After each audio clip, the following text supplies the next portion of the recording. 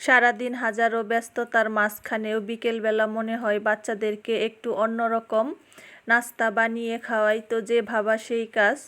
আজকে খুবই মজাদার একটা নাস্তা বানিয়ে মেয়েকে খাওয়ালাম আর আমি নিজেও খেয়ে নিলাম।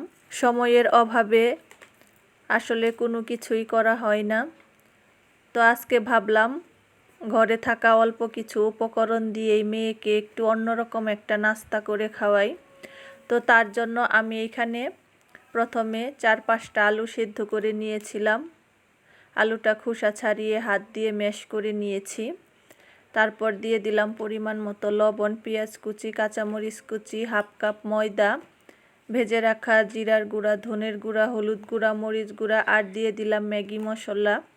দিয়ে এটাকে ভালো করে হাত দিয়ে আমি সব উপকরণগুলো মিক্স করে নিলাম।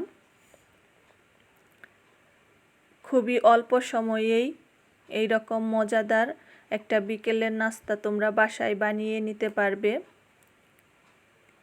তো এইগুলো আমার মাখানো হয়ে গেছে। এখন আমি এইরকম লম্বা লম্বা করে বানিয়ে নিলাম সবগুলো। তোমরা চাইলে অন্যরকমভাবেও করে নিতে পারো। সত্যি নাস্তাটা কিন্তু খুবই ভালো হয়েছিল, আমার কাছে খেতে কিন্তু ভালো লেগেছে।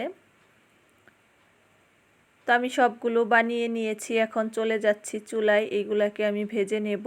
তো চুলায় কড়াইতে তেল দিয়ে দিয়েছি, তেলটা পরিমাণ মতো গরম করে নিয়েছি। এখন এইগুলা দিয়ে চুলাটা মিডিয়াম টু লো করে আস্তে আস্তে এগুলাকে ভেজে নেব লাল লাল করে।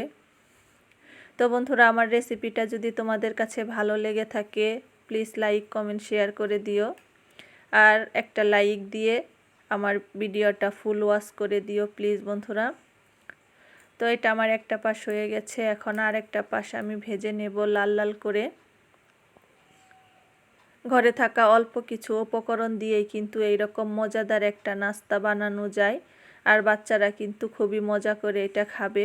একদম মুচমুচে গরম গরম শীতের বিকেলে খেতে কিন্তু অসাধারণ লাগবে।